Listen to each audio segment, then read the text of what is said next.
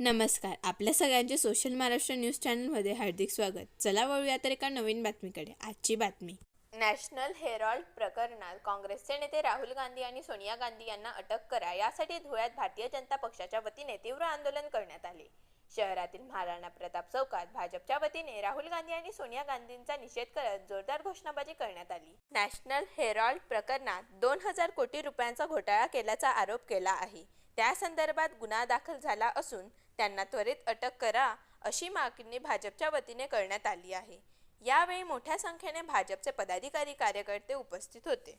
या देशाचे अनेक वर्ष ज्यांनी राज्य केलं, एक परिवाराने राज्य केलं, अशा सोनिया परिवाराने, गांधी परिवाराने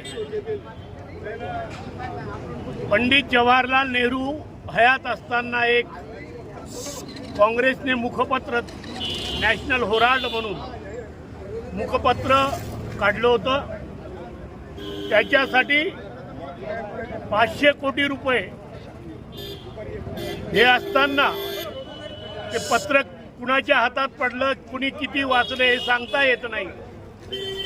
परंतु एका परिवाराची आणि फक्त 2 लोक इतर घेऊन तयार केलेली ही टीम नंतर त्यांनी कसे कसे प्रकार केले, त्याच नॅशनल हेराल्डवर पुन्हा 900 कोटी रुपयाचं कर्ज काढलं. ही जागा तीच जागा दाखवायची आणि कधी इकडून तिकडे पैसे टाकायचे, तिकडून इकडे टाकायचे, असे 2000 कोटी रुपयाचा घोटाळा या काँग्रेसने त्यांच्याच कारकिर्दीमध्ये असताना केलेला होता. आणि त्यांच्यावर भारतीय जनता पार्टीचे ज्येष्ठ नेते, सुप्रसिद्ध वकील, विधितज्ञ डॉक्टर सुब्रमण्यम स्वामी यांनी त्या काळी केस दाखल केली होती. त्यामध्ये काँग्रेसचं सरकार असताना सुद्धा योग्य प्रकारे चौकशी होऊन खरी केस दाखल झाली. त्यावेळेस यांनी मायलेकांनी, पप्पूने आणि सोनिया गांधींनी कोर्टातून जामीन मिळवलेला आहे. हे जामीनवर आहेत आजही.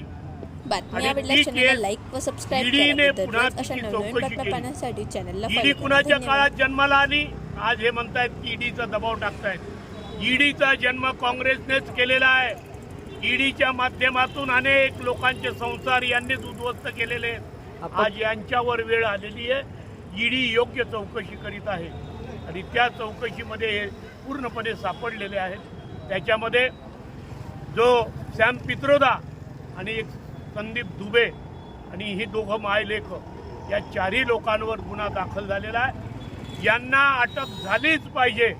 या देशामध्ये कायद्याच्या पुढे कोणी लहान नाही, कोणी मोठा नाही आणि म्हणून यांना अटक झाली पाहिजे. यासाठी भारतीय जनता पार्टीच्या वतीने, भारतीय जनता पार्टी युवा मोर्चाच्या वतीने या ठिकाणी यांना अटक करा यासाठी आंदोलन करण्यात आलेलं आहे. बातमी आवडल्यास चॅनलला लाईक व सबस्क्राइब करा व दररोज अशा नवनवीन बातम्या पाहण्यासाठी चॅनलला फॉलो करा. धन्यवाद.